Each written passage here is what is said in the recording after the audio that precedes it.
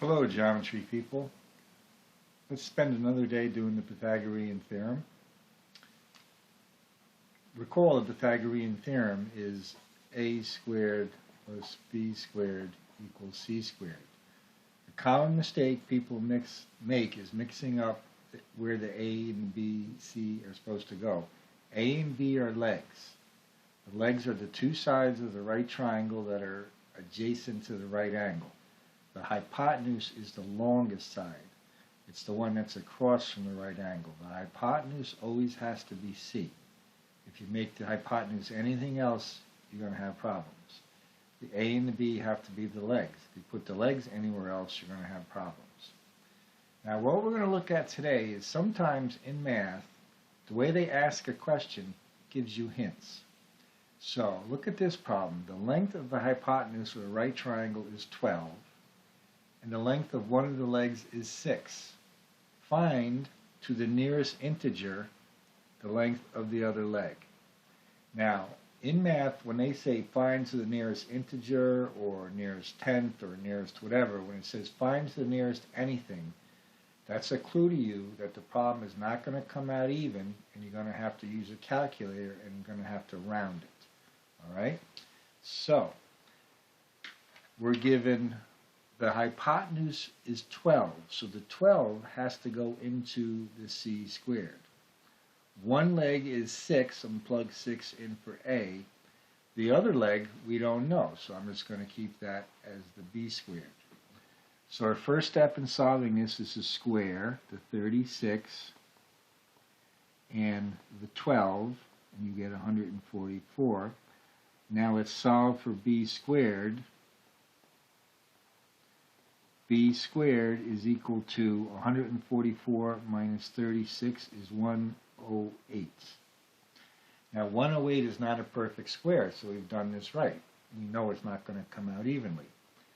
B is equal to the square root of 108. Now is where you get your calculator out, and I recommend downloading a free scientific calculator from the App Store, and I'm going to do the square root, which is right there, of 108, and I'm going to hit enter, and I get 10.392 with a bunch of other decimals. 10.392. Now, we were asked to round it excuse me, to the nearest integer. Nearest integer means no decimal places. The 10 is the integer. Now if you look at the first decimal place, the 10th, it is a 3, which means you round down. So this rounds to 10. 10 is our answer. Let's do another one that has a hint. Second problem, if the length of the hypotenuse of a right triangle is 8, and the length of one leg is 4, what is the length of the other leg in simplest radical form? When they say in simplest radical form, that's a clue to you that the problem is not going to come out even also. It's not going to be a perfect square at the end. If you had a perfect square, you wouldn't have to do simplest radical form.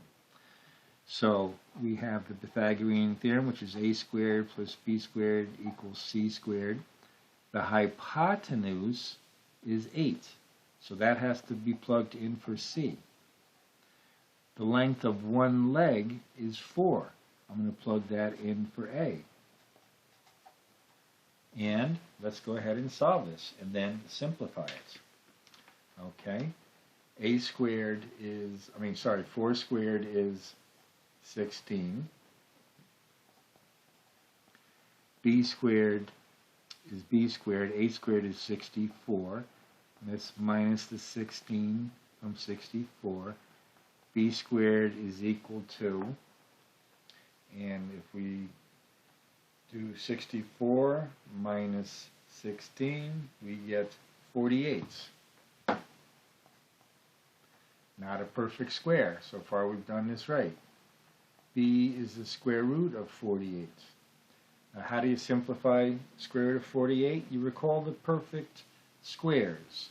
The perfect squares are 4, 9, 16, 25, 49. I don't have to go further than that because any number bigger than 49 is not going to go into 48. Does 4 go into 48? Yes, it does. Then we could start there, or we could keep checking till we get to 16. It helps if you pick the largest perfect square, and you only have to do it in one step. 16 goes into 48 3 times. So b is equal to the square root of 16 times the square root of 3, because 16 times 3 is 48.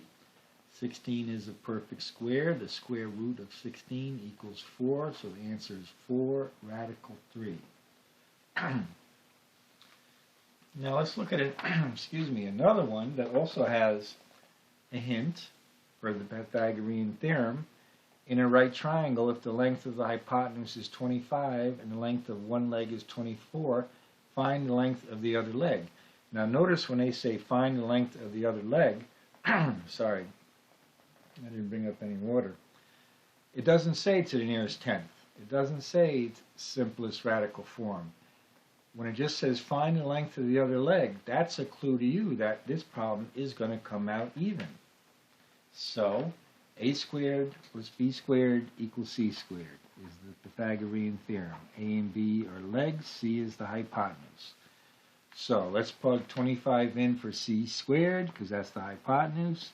Let's plug 24 in for one of the legs. It doesn't matter which one. 24 squared plus b squared. Okay. 25 squared is 25 squared is 625. 24 squared is 576. So now let's subtract 576. And let me get my calculator out. And let me just double check my numbers.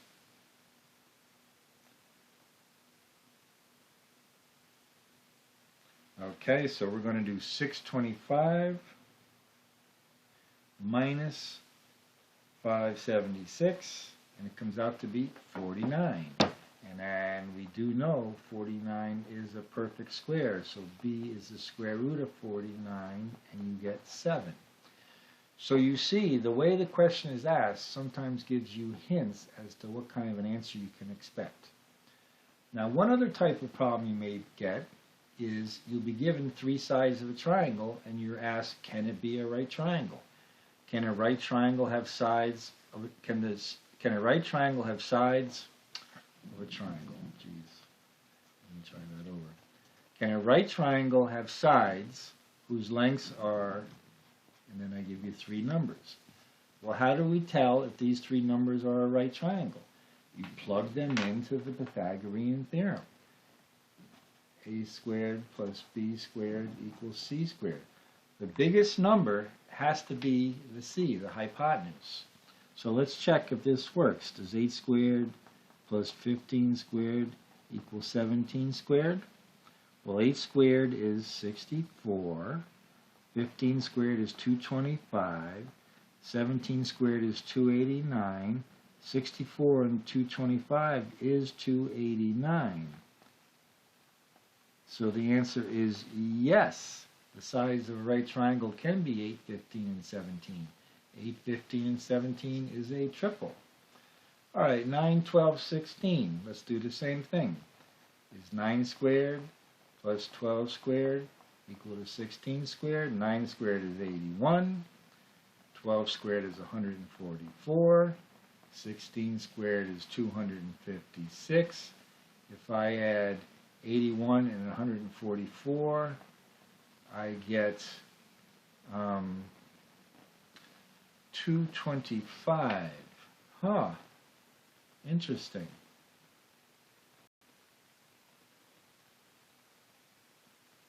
$225 is a perfect square, but it doesn't equal 256, does it? So the answer here is no. They are not the sides of a right triangle. This kind of reminds me a little bit when we talked about the angles of a triangle, and I gave you 3 numbers, and I said, can these be the angles of a triangle? And you tested it by seeing if they added up to 180. If they added up to 180, you say, yes, they can be the angles of a triangle. If it doesn't add up to 180, you say, no, it can't. Same thing here. You plug the sides into the Pythagorean theorem. If it works, yes, it can be a right triangle. If it doesn't, no, it can't be a triangle, a right triangle. So let's stop there.